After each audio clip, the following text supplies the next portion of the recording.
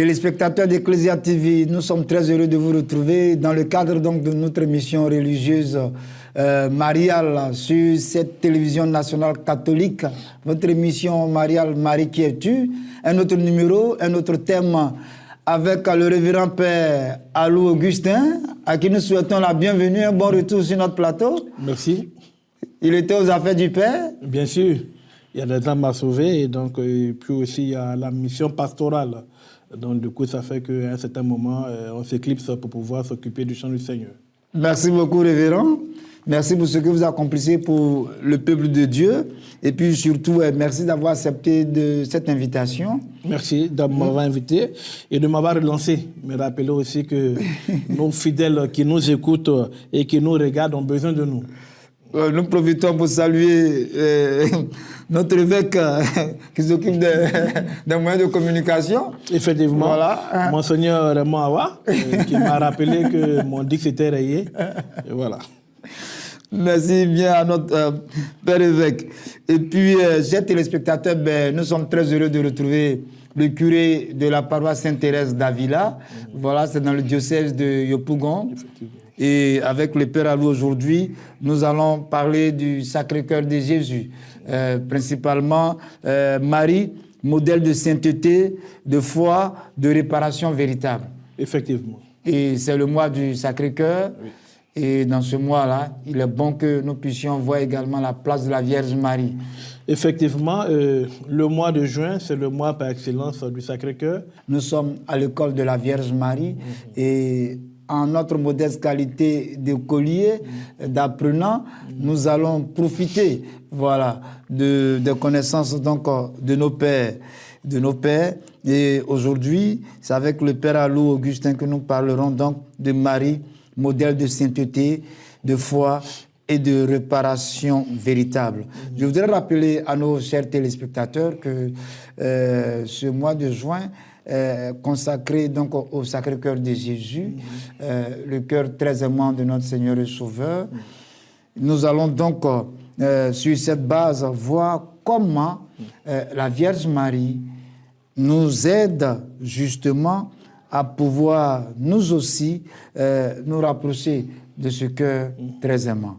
Alors, révérend Père, déjà, nous souhaiterions que vous puissiez nous expliquer le mot modèle. Mais avant, qu'est-ce que ce thème même vous inspire? Alors, le thème que nous avons choisi, Marie, modèle de sainteté, de foi et de réparation. Simplement pour dire que elle reste ce prototype-là, ça c'est un griffe, hein. Voilà, il faudrait le prendre au mot comme ça.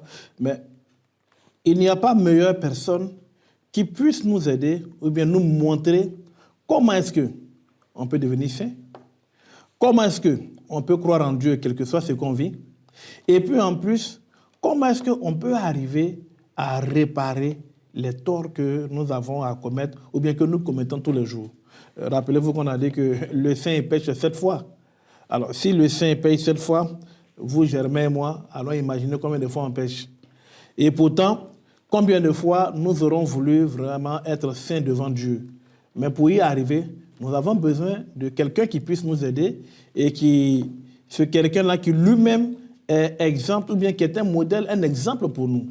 C'est en cela que nous avons pris ce thème-là dans ce mois de juin qui est dédié au Sacré-Cœur de notre Seigneur Jésus-Christ. Donc Marie se présente à nous comme, on pourrait dire le chemin qu'on pourrait emprunter, ou bien cette lumière qui va nous guider, l'étoile qui va briller dans notre nuit, ou bien peut-être la lune qui va briller dans notre nuit pour nous éclairer, pour dire voici où vous devez aller si vous voulez vraiment arriver à devenir de saintes personnes, ou bien des personnes qui veulent réellement avoir foi en Dieu, ou bien des personnes qui veulent vraiment réparer pour mon fils qui est blessé chaque jour à cause de vos péchés. Très bien. Alors justement, lorsque nous péchons, nous avons ce devoir-là de réparation. Effectivement. Vis-à-vis du Seigneur. Oui. Et en tant qu'enfant de la Vierge Marie, nous avons son canal pour aller à Jésus. Bien.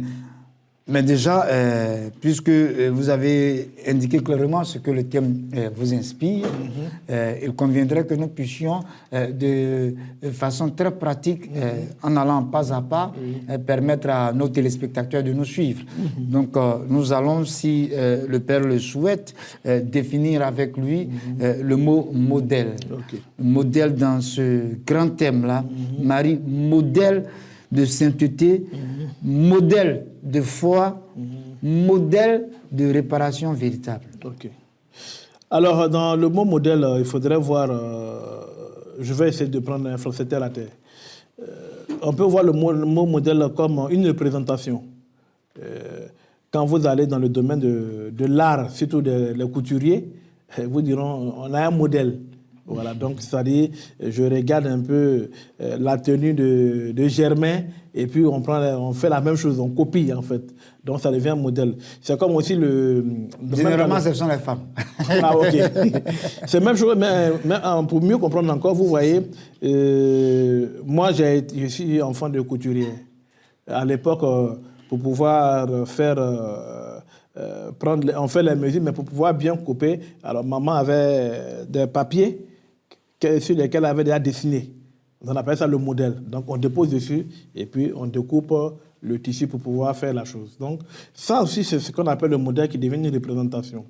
Et puis on peut voir un modèle comme l'inspiration. La personne qui m'inspire. Aujourd'hui, le mot qui est plus en vogue, c'est influenceur. Voilà. Donc, si on peut prendre ce mot qui est un peu à la mode, hein, le modèle devient aussi qu'un influenceur. C'est-à-dire, je copie, la personne devient comme un guide. J'apprécie Germain. Il devient modèle pour moi. Et donc, tout ce que je vais faire, ce sera peut-être à partir de Germain, à partir de ce qu'il a fait, à partir de ce qu'il a dit. Et vous vous rappelez que quand on était à l'école, on aime les citations. Là. Ah oui, quand on parle et puis on dit, comme disait Nietzsche, mais quelque part, il est un modèle pour toi. C'est parce que tu as aimé ce qu'il a dit que tu es en train de nous rappeler la chose. Donc, voilà un peu. Donc, le modèle est celui qui vient pour nous inspirer. Et dans le cadre de notre émission et de notre vie de chrétien, on prendra la Vierge Marie comme inspiration. Et qu'est-ce qu'elle nous inspire? Qu'est-ce que nous voulons gagner ou bien nous voulons tirer de cette femme-là qui nous aime tant, de cette mère-là? Voilà un peu comment est-ce qu'on doit voir Marie, modèle de sainteté, de foi et de réparation. En d'autres termes, si on veut résumer, Marie, une inspiration pour moi, chrétien catholique, qui veut devenir saint, qui veut croire réellement en Dieu et qui veut réellement réparer. C'est clairement expliqué le mot modèle. Oui. Et justement, en utilisant un peu ce thème d'actualité influenceur, il faut peut-être l'utiliser avec les pincettes parce qu'aujourd'hui, on a des influenceurs qui, en réalité, sont peut-être des personnes qui égarent un peu plus. Voilà. Mais justement, c'est pour que nous puissions comprendre. Oui. Voilà. Et en situant justement ce mot dans ce contexte, je pense que nous nous suivons. Alors, nous avons donc indiqué que Marie devrait être pour nous donc cette référence. Cette référence, voilà. Voilà, ce miroir. Là, le mot est bien dit, la référence. Elle nous inspire, mais elle est vraiment une référence pour nous. Voilà, donc le miroir qui devrait justement renvoyer cette image de sainteté, cette image de foi, et cette image de quelqu'un qui a pris conscience de ses erreurs et qui veut la réparation, qui veut se réconcilier avec le Seigneur Jésus-Christ. Alors justement, si Marie doit être la référence, doit être le renvoi, le miroir, mais est-ce qu'il n'est pas peut-être opportun de rappeler aux uns aux autres qui est véritablement la Vierge Marie, qui devrait être donc ce renvoi, ce modèle, ce miroir? Effectivement, comme vous l'avez dit, il n'est pas de trop de rappeler qui est réellement la Vierge Marie pour nous. Parce que si l'émission est dédiée à la Vierge Marie, c'est pour qu'on puisse parler d'elle. Et comme on le dirait, l'intitulé même de l'émission, voilà, Marie, qui es-tu? Faire son atalakou autant que possible. Et ça, toutes les générations me diront bien heureuses. Voilà. Depuis combien d'années? Depuis 2023 ans, on parle d'elle et on parle de son fils. Et nous faisons notre part. Voilà. Donc, il n'est pas de trop de rappeler qui est la Vierge Marie. Alors, succinctement, qu'est-ce qu'on pourrait retenir? Simplement ceci. La Vierge Marie est celle qui a tressailli quand l'ange est apparu pour dire, écoute, tu vas porter dans ton sein le Fils de Dieu parce que tu as trouvé grâce et tu es rempli de grâce. Marie, la très sainte Vierge Marie, c'est celle-là qui apprend que sa cousine est enceinte. Dieu a fait un miracle dans sa vieillesse. Et elle part, sans même qu'on ne l'ait invitée, elle part assister sa cousine. Donc, elle nous invite à quelque chose. Référence modèle. Marie, c'est celle-là qui a tellement confiance en Dieu qu'elle accepte même d'accoucher dans une mangeoire. Humilité. Elle n'a pas besoin d'un confort extraordinaire. Je me rappelle qu'une fois ici, vous et moi, on a eu une émission, on a posé la question, est-ce que quelqu'un qui habite à un haut lieu pourra accepter d'aller au marché de Wasakala pour que sa femme accouche? Ce n'est pas évident. On va chercher la clinique la plus proche. Voilà. Donc, modèle d'humilité, vraiment une personne assez humble. Marie, c'est celle-là aussi qui va méditer dans son cœur tous les événements et de sa vie et de la vie de son fils. Pas pour faire des critiques, pas pour poser aux questions les pourquoi et pourquoi en un point fini comme nous on le fait, mais celle-là qui remet tout entre les mains de Dieu et qui se laisse guider par l'Esprit Saint pour comprendre la chose. Parce que demain, elle est appelée à diriger les gens. Marie, c'est celle-là qui ne se plaint pas quand son unique fils, qui n'a rien fait, est descendu au plus bas de l'échelle. Mais elle le soutient. Elle ne se plaint pas, elle ne frappe pas les gens pour dire non, non, non. Elle est avec lui, elle l'accompagne de son regard, de sa prière. Non seulement d'abord pendant son ministère, mais au moment où il est en train de souffrir, elle l'accompagne jusqu'à la croix. Et Marie, c'est celle-là qui, au pied de la croix, reçoit toute l'humanité. Pas comme enfant, mais pour enfant. Et là, la différence entre pas comme époux, je voudrais, si vous me le permettez, de revenir dessus. Très souvent, nous disons que Marie nous prend comme ses enfants. Je voudrais dire qu'elle ne nous prend pas comme ses enfants, elle nous prend pour ses enfants. Donc, il n'y a plus de comparaison. Nous sommes ses enfants. Nous sommes ses enfants. Et ça, il faudrait qu'on comprenne. Nous ne sommes pas comme ses enfants, c'est-à-dire on est comme Jésus-Christ. Elle nous prend pour ses enfants. Nous sommes incorporés au Christ. On dit que le Christ est la tête de l'Église. Et Marie est la mère de l'Église. Elle fait la mathématique, elle fait là. C'est même une grâce. Le Christ est la tête de l'Église. Nous sommes l'Église. Et Marie est la mère de l'Église. Donc notre filiation à la Vierge Marie, ce n'est plus une comparaison, c'est une évidence. Et si nous n'avons pas compris ça, je crois que nous passons à côté de tout. C'est ça, c'est celle-là qui est la Vierge Marie. Unique en son genre, mais qui se bat pour que tous les êtres humains puissent rester collés à Dieu. C'est celle-là qui ne nous condamne pas, qui ne nous juge pas, comme son Fils ne l'a jamais fait. Quand vous lisez les évangiles, vous ne verrez nulle part le Christ en train de condamner les gens. Au contraire, il dit, ce sont vos actes qui vont vous condamner, ce n'est pas moi qui vous condamne. Parce que je vous aime tellement que je vous voudrais avec moi. Mais vous êtes libre. Hein? Je lisais un document écrit par Maria Valtorta. Juste une petite digression. Et elle disait ceci. Jésus lui dit, on pense que le disciple bien-aimé, c'est Jean. Mais ce n'est pas Jean. Jean, il avait un amour très pur, donc on était à peu près égaux. Le disciple bien-aimé, c'était Judas.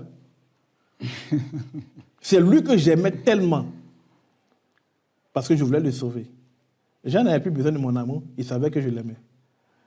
Donc, vous pensez que quand on dit le disciple bien-aimé, c'est Jean, non, ce n'est pas Jean, c'est Judas. Parce qu'il avait plus besoin d'amour.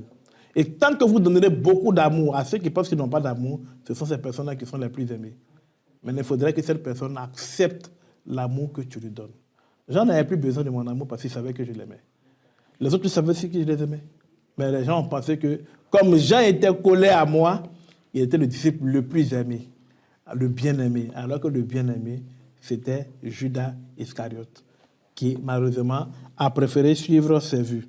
Donc voilà qui est Marie. Comment est-ce qu'on peut en résumer de ce qui elle est pour nous, qui elle est pour l'humanité. celle-là qui nous aime tant, qui se sacrifie pour beaucoup, pour tant de créatures, qui pleure quand on s'éloigne de son Fils, qui sourit quand on revient vers son Fils, qui sait nous aimer, même si on ne la veut pas, mais elle nous aime quand même. On peut dire qu'on ne l'aime pas, mais il y a des chrétiens qui disent, oui, moi je ne veux pas la Vierge Marie chez moi. Oui, mais elle t'aime toujours. Et il faudrait que nous en soyons convaincus, elle nous aimera jusqu'à la fin du monde. Voilà un peu ce que vous avez dit, qui est Marie. Faire un peu son portrait. Bien. Alors, justement, dans cet exposé, il a été dit que Marie est la sainte parmi les saints. Ça veut dire qu'effectivement, c'est la référence de la sainteté. Et donc, c'est elle également qui peut nous accompagner à cette grâce-là. Parce que c'est l'objectif, que nous puissions vivre en sainteté. On dit souvent être en odeur de sainteté, oui. Voilà, de sorte que nous préparions avec sérénité la traversée. Alors, Marie également, la Vierge Marie, comme nous pouvons le voir, n'abandonne pas son Fils. Pas du tout. Pas du tout. Même au pied, Même au pied, de la croix, oui, là où c'est là qui est encore plus évident même. la bataille était Oui, très rude, rude, voilà. où le peuple de Dieu était totalement et entièrement déchaîné. Enfin, Oui. ceux qui étaient là, qui en voulaient, je ne dirais pas terriblement, mais horriblement, voilà, au Christ, Marie était là pour soulager son Fils. Alors, comme vous l'avez dit, Marie soulage son Fils. Je crois que même si on remonte un peu plus loin, en lisant certains documents, on peut mieux comprendre. C'est vrai que nous avons le premier document de référence qui est la Bible. Mais il faudrait aussi que nos chrétiens s'habituent maintenant à parcourir certaines œuvres qui ont été écrites et qui sont consignées. De certains mystiques, notamment Padre Pio, les Sainte Thérèse, Maria Valtorta, Notre-Dame Maria d'Agrega, Josefa Mendes. Ce sont des écrits. Et quand vous lisez, vous commencez à comprendre le lien qui existait entre la Vierge Marie et son Fils Jésus-Christ. Et ça permet de comprendre même la mission, le rôle que la Vierge Marie jouait, non seulement auprès de son Fils, mais auprès des disciples qui entouraient Jésus-Christ, mais aussi auprès du peuple qui voulait approcher Jésus-Christ. Je suis un peu bluffé quand je lis, parce qu'en fait, il y en a qui disent, mais il cite un peu trop Maria Valtorta. Il dit, mais il faut lire pour comprendre. C'est quand vous lisez, vous comprenez que vraiment, ça n'a rien à voir avec ce qu'on pense. Sans le temps passant, c'est un peu comme le roman de Monseigneur Raymond Awa. On s'est limité au titre, se disant que c'est un document pour la prière, mais on n'avait pas vu qu'il a mis à côté roman. C'est quand on lit, on se rend compte que, mais on découvre autre chose, l'histoire qui est racontée.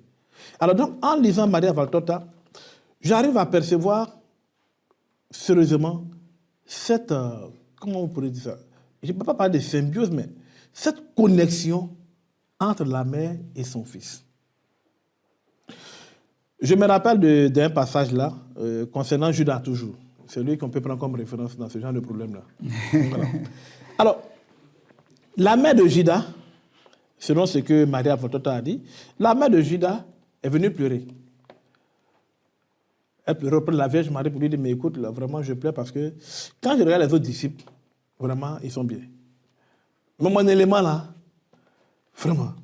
C'est-à-dire, Jésus est tellement gentil, et ça me fait mal que mon fils ne puisse pas être à cette eau, il ne puisse pas comprendre la chose. La Vierge Marie a consolé la mère pour dire, on va prier. On va prier, je te comprends. Tu es mère, je suis mère, je te comprends. On va prier. Après, Jésus s'est retrouvé avec sa mère. Les deux ont échangé. Sur tout et rien. Mais quand vous lisez le document, il vous assure que quand il va causer avec sa maman, c'est comme j'aimais toi et moi en train de parler. Et elle lui donne des conseils, elle donne son point de vue. Pourtant, elle sait qu'il est Dieu. Mais elle lui donne son point de vue. Mais ça soulage. Quand vous avez un souci, vous avez un projet, et puis vous avez quelqu'un qui vous écoute, ça vous soulage quelque part. Absolument. Mais quand personne ne vous écoute, vous êtes abandonné. oui, c'est ça. Livré à vous-même. Livré à vous-même. Même si vous avez un projet, le projet le plus beau du monde, mais il n'y a personne pour vous écouter, vous êtes découragé. Parce que si au moins quelqu'un vous écoute, il pourra vous dire, écoutez, vraiment jamais, le projet que tu présentes, c'est un bon projet, mais moi j'aurais peut-être préféré que tu mettes telle chose. Donc on apporte quelque chose. Voilà un peu. Et donc quand on prend la passion de notre Seigneur Jésus-Christ, elle va nous soulager avec sa prière et avec son regard. Quand il va mourir sur la croix, quand on va le faire descendre, pour ceux qui ont l'image de la Pietà, le Christ sur les pieds de sa mère, mais elle est en train de soigner ses plaies.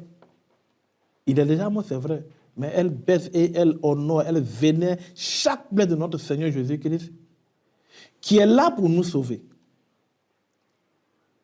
Et ça, il faudrait qu'on apprenne à comprendre que c'est vrai, c'est une gravure qu'on aura chez nous à la maison, mais c'est rempli de sens. Dans un chemin de croix que nous avons pu lire et qui a été consigné par le père Fossé Niava, qui est intitulé La Passion du Christ, c'est un peu le film que vous avez vu. Les mystiques disent que, mais quand elle a reçu le corps de son fils, elle pouvait crier, pleurer comme tout le monde, mais avec toute la foi et tout l'amour, elle baisait chaque plaie, chaque plaie, chaque plaie. Donc Marie qui soulage son fils, mais à travers son fils, c'est nous qui soulage, elle soulage. Puisque nous ne sommes pas comme Jésus, nous sommes incorporés à Jésus.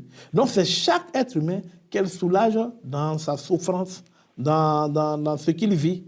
Mais le problème qui se pose, c'est que c'est la question que j'ai posée. Germain dit, il veut me soulager. Mais est-ce que moi, je suis prêt pour que Germain me soulage? Parce que si je n'accepte pas Germain, je ne pourrai pas être soulagé. Donc il faut que j'accepte que Germain m'apporte son aide pour que je sois soulagé.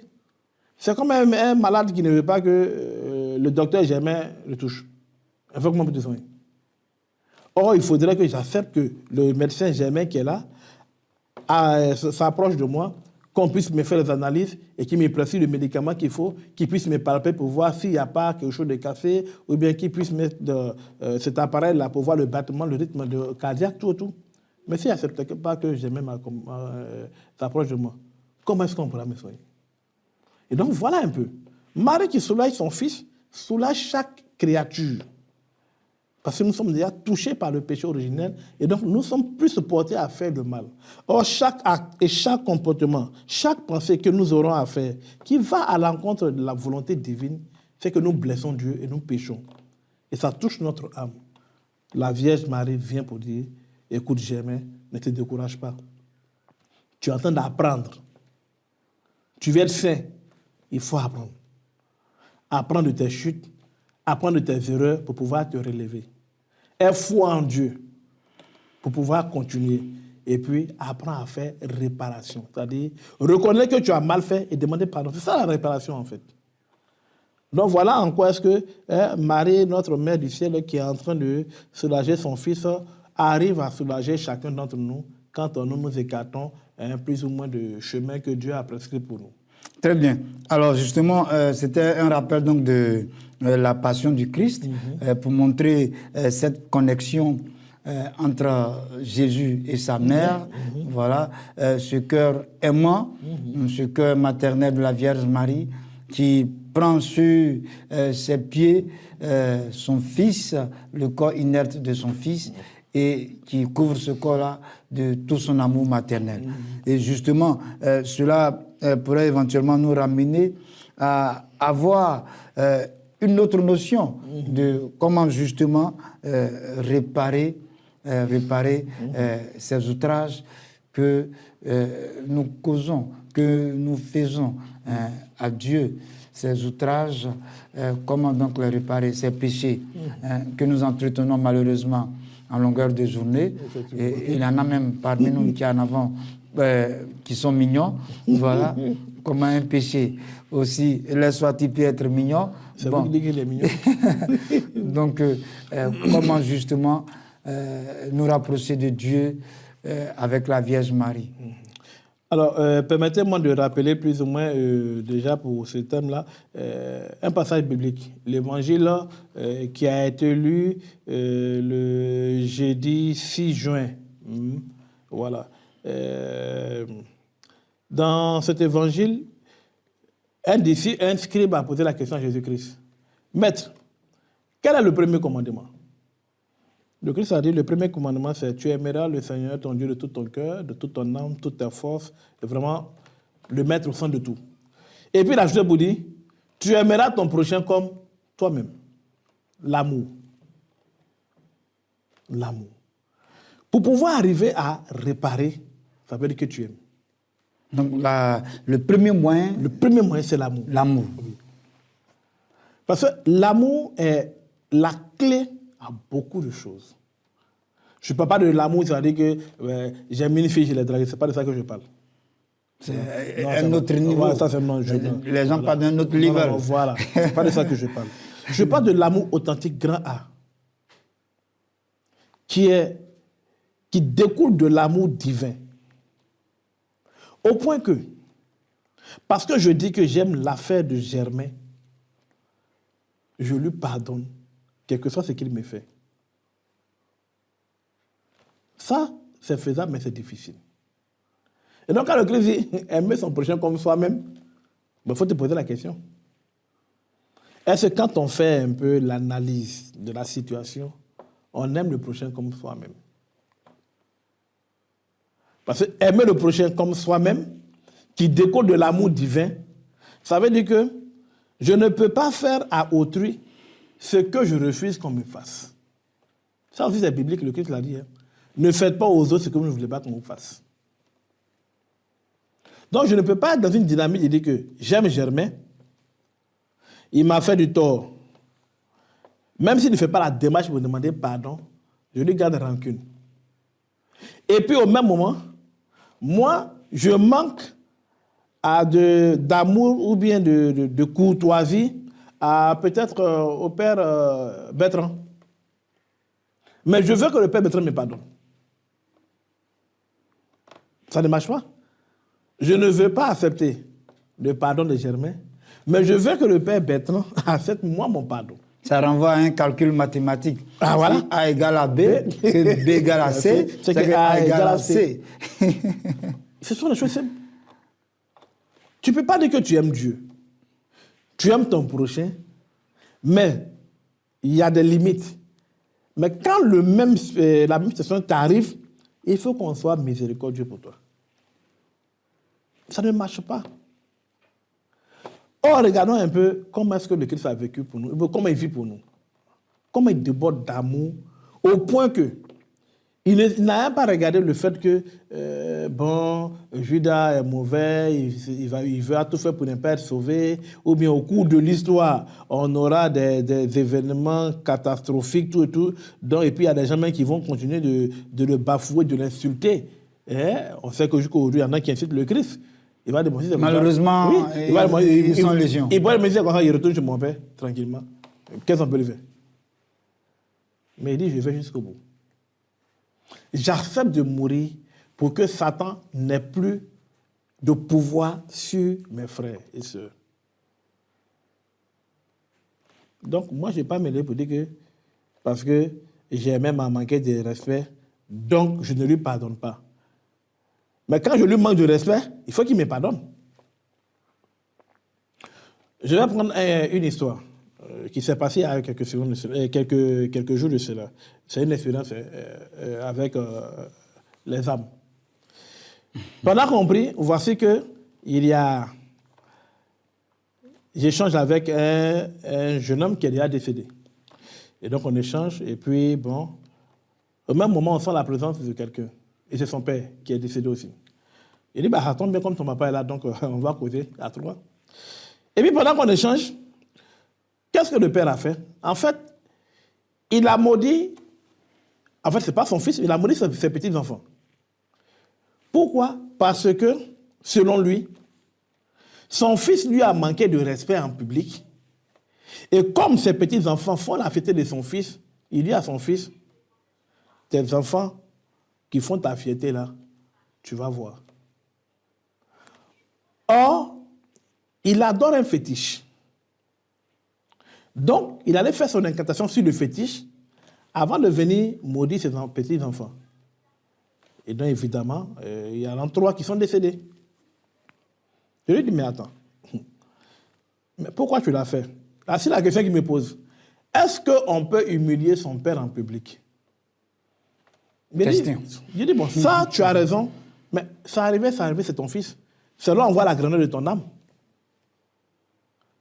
Il dit, ah non, non, non, non, non, non, non. Il doit me respecter. Il n'a pas me manqué de respect. Je dis, ça c'est vrai. Mais est-ce que cela peut motiver que tu maudisses tes petits-enfants? Il dit, mais quand je le faisais, ce n'était pas dans le petit qu'il meurt. Il dit, mais voilà, je parie que tu faisais des adorations. Il dit, oui, dans ma chambre, il y a un fétiche que j'adore. Il dit, mais tu vois, donc tu continues de faire ton pacte avec le diable. Il dit, mais non, je ne pensais pas que ce que j'allais dire là, les enfants, ils allaient perdre leur vie. Il dit, mais depuis quand le bonhomme là, Satan, l'homme cornu là, quand on fait un contrat avec lui, qui te dit qu'il donne tous les pendants de son contrat? Ah ouais, il donne pas tout. Comme avec les assureurs. Ah oui, oui. Ah, moi, je n'en sais rien. Voilà. Il dit, mais voilà. Il a des choses à filigrane. Oui. Il dit, mais tu signes un contrat avec le bonhomme, mais tu ne sais même pas où les limites de ce contrat, ce bonhomme-là. Et pourtant, Dieu, lui, tu connais. Dieu n'a pas de limites. Dieu, quand il signe un contrat, lui, c'est la bénédiction jusqu'à l'éternité. Mais est-ce que lui, quand tu partais, il t'a dit que quand tu vas te fâcher contre ton fils et que tes petits-fils auront des problèmes, ils ne mourront pas? Il dit non. Il dit, mais tu vois, donc demande pardon à ton petit-fils qui est là. Parce que là, tu as fauté. Et tu n'es pas un exemple. Il dit, maman, moi, je ne battais pas à l'église. Il dit, mais ce n'est pas une affaire d'aller à l'église. Oui, tu ne vas pas à l'église, le bâtiment église, mais n'oublie pas que tu es enfant de la Vierge Marie. Hein. Parce qu'elle t'aime. Et ta chance, c'est que tu n'es pas encore en enfer. Tu es une âme errante. Donc, tu as encore la possibilité de réparer et puis partir au purgatoire. Pendant qu'on parlait, son fils m'a dit, mon père, moi, il n'y a pas de je m'en vais. Je vais où il y a le bonheur. Et lui, il est parti au purgatoire. Et c'est après que le père m'a dit, bon, vraiment, je regrette ce que j'ai fait. Il dit, bon, ok. Pendant que tu regrettes, il faut défaire ce que tu as fait. Parce que personne ne va défaire. Il faut venir défaire ce que tu as fait. Et donc, effectivement, bon, ça c'est sur le plan mystique, il a défait ce qu'il avait fait, ses incantations, tout régner, tout couper pour que le reste de ses petits-enfants et enfants qui sont encore en vie puissent vraiment vivre dans la paix, dans le bonheur. Mais c'est ça qu'on appelle la réparation. La réparation demande que tu reconnaisses que tu as mal agi et que tu poses les actes qui viennent satisfaire la chose. Si vraiment on le peut. Si on ne le peut pas, on trouvera une chose à faire. Voyez un peu le schéma du sacrement de pénitence. Mais avant, je voudrais rappeler aux téléspectateurs que nous avons fait une éruption dans les âmes du purgatoire. Parce que justement, nous sommes avec le père Alou Augustin qui est non seulement curé de la paroisse Sainte-Thérèse d'Avila de la cité Maca, mais en même temps qui est l'aumônier diocésain de Montlison au niveau donc de Yopougon. Oui, oui. Voilà. Et donc, avec lui, très souvent sur ce plateau, nous avons eu à parler donc des questions des âmes du purgatoire. Il y aura d'autres émissions au cours desquelles cette condition, cet état qui fait partie donc de notre vie, des émissions donc seront tenues, débattues ici pour nous permettre de comprendre ce qui se passe de l'autre côté. Et il nous a donc parlé de son expérience, justement, souvent, si vous n'avez pas beaucoup de coffres, vous ne tenez pas, mais c'est des réalités qu'il vit et nous fait donc la joie de le partager pour que nous comprenions aussi cette existence-là. Voilà. Effectivement, merci pour le rappel que tu as fait. Pas autrement, comme on le dit, quand vous êtes déjà plongé corps et âme dans la chose et que ça peut aider, il faut toujours donner des exemples pour que les gens comprennent que tout est possible pour celui qui croit en Dieu. Voilà. Donc, revenons à la réparation. J'avais pris le schéma du sacrement de pénitence. Quand vous finissez de vous confesser, le Père vous donne quelques conseils, il peut vous poser des questions pour mieux comprendre pourquoi est-ce que vous avez posé tel acte. Et puis quand il finit, il dit, bon, pour votre pénitence, voyez ce que vous avez à faire. Donc il peut vous dire soit une dizaine de chapelets, 2 dizaines, ou bien aller faire une adoration eucharistique, ou bien poser un acte de charité. Vous voyez. Mais tant que vous ne l'avez pas fait, vous n'avez pas encore réparé. Oui, je reconnais qu'il est mal fait. Mais est-ce que j'ai réparé? Je n'ai pas réparé. Parce que si on ne comprend pas que la réparation vient pour parfaire notre acte de pénitence et notre regret, c'est qu'on n'a rien fait du tout. Je prends peut-être un autre exemple. On laisse le sacrement de pénitence pour les chrétiens catholiques. Je manque à Germain. Ça, ce sera un peu plus intéressant parce que nous sommes africains, on peut mieux comprendre. Germain est mon père biologique.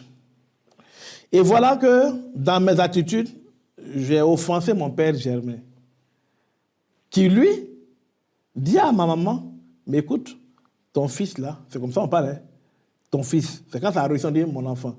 Mais quand ça a mal agi, on dit c'est le fils de la femme. Donc écoute, ton fils Augustin là, il m'a manqué de respect. Et puis, la maman dit, bon, j'ai compris. Donc elle vient me trouver. Puis dit, écoute, la dernière fois, oui, c'est que tu as fait, ton père n'a pas apprécié. Dans la tradition africaine, on ne se fait pas demander pardon comme ça. C'est le modernisme, on se lève pour dire, bon, papa, j'ai même pardon. Dans la tradition africaine, qui a une très bonne éducation, je dois pouvoir m'appuyer sur un oncle. Parce que la maman m'a fait la commission, mais ce n'est pas elle qui allait demander pardon. Donc, je vais voir mon oncle. Ah, tonton, j'ai offensé papa Germain. Je veux que tu m'accompagnes pour lui demander pardon. Mais attends, l'oncle est déjà au courant. Mais il attend de voir si son neveu est assez intelligent pour suivre la tradition de sorte que le père ne soit pas encore offensé. Et puis, il va dire, bon, je suis prêt, allons. Mais rappelle-toi, toi qui es un bon racan, quand il dit allons, là, tu as acheté la bouteille de guine. Tout à fait. Et l'oncle lui-même, il t'attend d'abord. Voilà. C'est ça. Donc, tu prends la bouteille de guine bien fermée et vous allez à deux. Toi, tu ne parles jamais. C'est ton oncle qui intervient auprès de ton papa pour dire, écoute, là, c'est vrai, ils sont jeunes, il va trouver des excuses. Et puis, quand c'est fini, papa donne son point de vue. Il va parler et il va dire à l'oncle, dis à ton enfant. Parce que dans l'Afrique, l'enfant n'appartient pas au père et à la mère, il appartient à la société. Donc il dira à son frère, il faut dire à ton enfant là, que prochainement il ne faudrait plus qu'il fasse parce que je n'ai pas aimé. Et puis, moi qui suis le fils, alors, entends, l'oncle m'a déjà briefé. Donc je viens, je me mets à genoux, j'attrape les deux pieds de papa Germain. Mais ce n'est pas fini. On va sortir maintenant la bouteille qu'on va donner à papa Germain pour dire, bah, ah, vraiment pour te demander pardon, ton fils il reconnaît, donc il a envoyé une petite bouteille de Guinée. Quand papa prend, qu'est-ce qu'il fait? Il va ouvrir, prendre un peu, il va verser, faire une libation, pour dire qu'il a accepté, donc tu as réparé. Aujourd'hui, là, comment on fait? On n'en ferait jamais. On voit un peu. Je fais cette question pour dire que l'Afrique, on a une belle culture, on a une très belle éducation, mais par moment, on met ça de côté. Malheureusement. Malheureusement. Malheureusement. On va très vite. C'est ça aussi la réparation. C'est-à-dire, j'ai reconnu mon tort. Maman a parlé, j'ai reconnu mon tort. Mais je suis passé par mon oncle pour aller demander pardon à papa. Et j'ai fait réparation en offrant la bouteille de liqueur. Et papa me dit qu'il est content. Il ouvre la bouteille, il verse un peu pour dire aux ancêtres, ah, votre enfant, vraiment, il écoute. L'enfant que vous m'avez permis d'avoir, il reçoit une bonne éducation. C'est-à-dire, il a reconnu son tort. Donc, s'il y avait une malédiction qui devait venir, vous qui êtes là-bas, là, faites tout pour que mon fils ne soit pas maudit. Il est préservé. Donc, la preuve, voici pour vous. Et puis, on met juste une goutte. Parce que si tu mets tout, c'est fini. Donc, il met juste une goutte. Et puis, lui, il a frappé pour lui. L'oncle aussi frappe. Et puis, on dit, bon, petit Augustin, viens prendre un peu. On me donne juste un bout. Quand c'est fini, on me dit, lève-toi, va. Il reste entre adultes maintenant. C'est une affaire d'ancien maintenant. Voilà. Je prends cet exemple-là pour qu'on puisse comprendre. Notre Seigneur Jésus-Christ, nous le blessons par nos manières d'agir, par nos pensées, par nos paroles et même par nos omissions du bien qu'on devait faire. Est-ce que nous avons assez d'humilité pour reconnaître cela et lui demander pardon en posant d'autres actes? Non, ce que j'ai dit là, c'est une réparation qu'on fait. Parce que quand tu répares auprès du vivant, automatiquement tu répares auprès de Dieu. Tout à fait. Celui qui offense un être humain offense automatiquement Dieu. Puisque nous sommes tous créatures de Dieu. Donc, en offensant Germain, j'offense Dieu. Mais quand je n'aurai pas auprès de Germain, je n'aurai pas auprès de Dieu. Parce que tu es rempli de l'Esprit Saint et tu m'accordes ton pardon. Mais ce pardon, c'est au nom de qui? C'est au nom de Dieu que tu le fais. Pas parce que tu ne voudrais pas que... tu voudrais peut-être que tu es motivé du fait que, bon, Augustin, c'est ton fils, donc s'il est maudit, il ne pourra pas réussir dans la vie. Ce n'est pas ça. Mais il y a l'Esprit Saint qui est en toi, qui te pousse, par amour pour moi, qui suis ton fils, à m'accorder ton pardon et à accepter la réparation que je fais. Et donc, à la solennité du Sacré-Cœur, mais posons-nous la question, combien de fois on a réparé réellement? Regardons comment est-ce qu'on se confesse. Ce n'est pas la répétition du sacrement de pénitence qui veut dire qu'on fait réparation. Hein. Ah non, pas du tout. C'est le sentiment qui a accompagné. Ça me rappelle une citation d'un de mes professeurs d'histoire géo classique. Elle disait que ce n'est pas la quantité de stylo bic déversée sur la copie voilà. qui confère la note. La note, non, pas du tout. Voilà. Comme je le dis aux gens aussi, ce n'est pas la longueur de votre prière qui va faire que Dieu va vous accorder la grâce. C'est le sentiment qui accompagne. La sincérité. La sincérité. La foi. Oui. Regardons la Bible, quand on regarde, tous ceux qui ont reçu les miracles, ils ont fait quoi d'extraordinaire? C'est seulement une seule phrase, une seule réponse. Jésus, fils de David, sauve-moi. Qui veut dire qu'il fasse pour toi? Je vais voir. Point barre. Il n'avait pas besoin de dire, bon, je vais aller faire 5 jours de jeûne. Mais nous, on s'est dit, bon, j'ai pris, j'ai fait une neuvaine, j'ai fait une grâce, je ne l'ai pas eu, c'est que Dieu... Mais ça dépend de comment tu as fait ta neuvaine. Est-ce que Dieu a besoin que tu fasses une neuvaine pour t'accorder une grâce particulière? C'est ce que nous ne comprenons pas.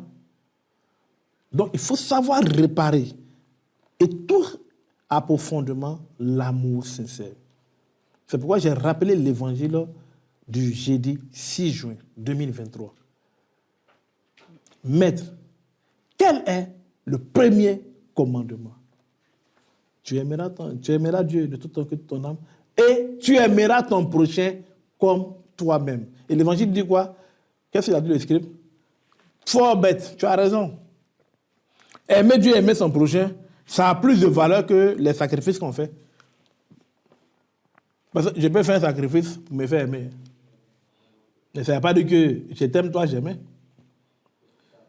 Je peux être charitable pour qu'on parle de moi, mais pas parce que je vous aime. C'est pour ça monter ma corde, c'est tout. Pour qu'on dise, ah non, Augustin, lui, quand tu viens le voir, chose. Une fois, peut-être qu'il y a fait une digression qui fait rire. Une fois, il a posé la question, il a dit, mais bon, quand on regarde là-haut, tout ce que vous prenez comme bienfaiteur là-haut, dites-moi, il y a combien qui prennent sur leur salaire pour venir vous aider? On a toujours des caisses, non? Parce que quelqu'un que tu vas inviter pendant un mois, chaque semaine, il est parti pour être parrain. Il n'a qu'à prendre son salaire pour venir vous financer. On prend quelque part. Mais quand on prend sur son propre dû, ça veut dire qu'il y a un sacrifice qui a été consenti. Mais quand on prend ailleurs, c'est pourquoi on parle de nous. Donc, du coup, si nous n'avons pas ce sentiment en nous, on ne pourra jamais faire de bonnes réparations. Et c'est en cela que la Vierge Marie nous interpelle pour dire non. Soyez remplis de l'amour de Dieu. Quand vous avez l'amour divin en vous, tout ce que vous allez faire là, ça va porter son fruit. Tu n'as pas besoin de faire une longue chose. C'est déjà géré. Mais quand il n'y a pas d'amour, à quoi ça fait?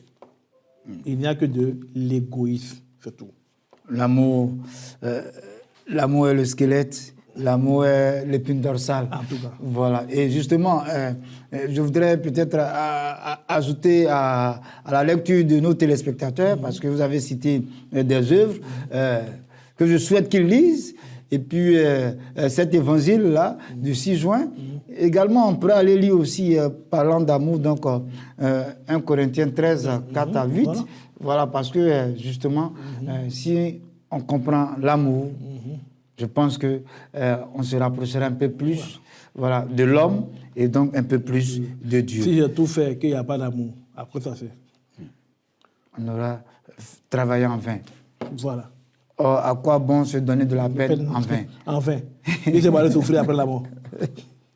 Bien, alors, les moyens de réparation, nous avons parlé donc de l'amour véritable donc, du prochain, le pardon accordé à recevoir. Voilà, il faudrait que ça soit donc réciproque.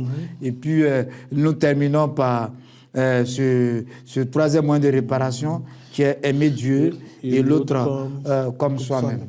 Voilà. C'est difficile parce que il faut toujours se poser la question.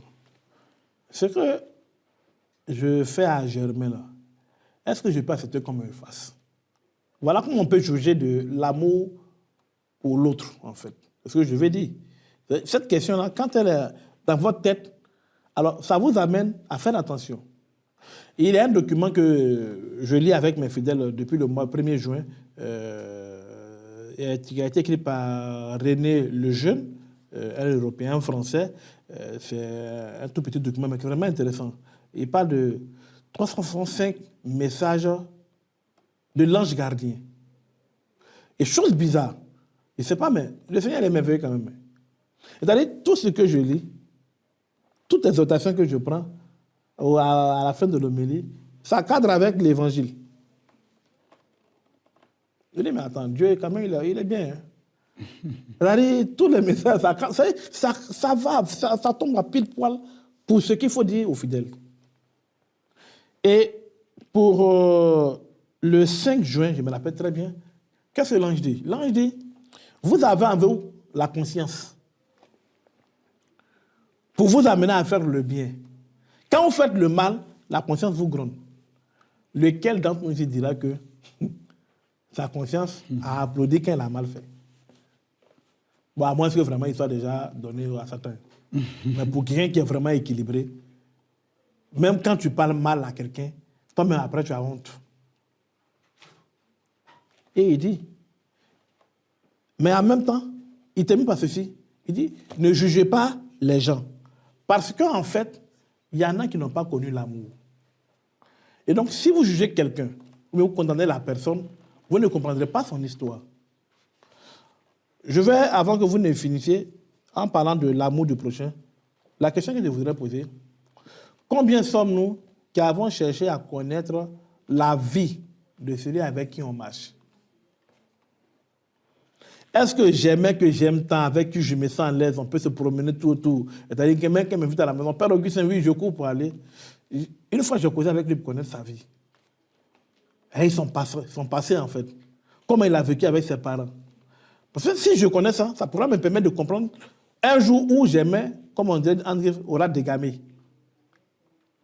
Parce que tout ce qu'on a enfoui là, on refoule là.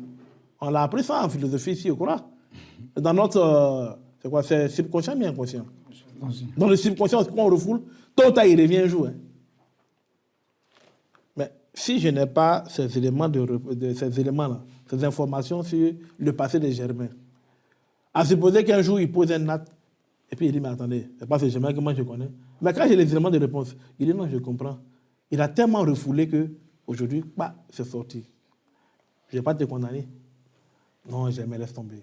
Et toi-même, tu vas te dire, tu as posé là, mais tu es surpris. C'est-à-dire, ce n'est pas toi, j'aimais.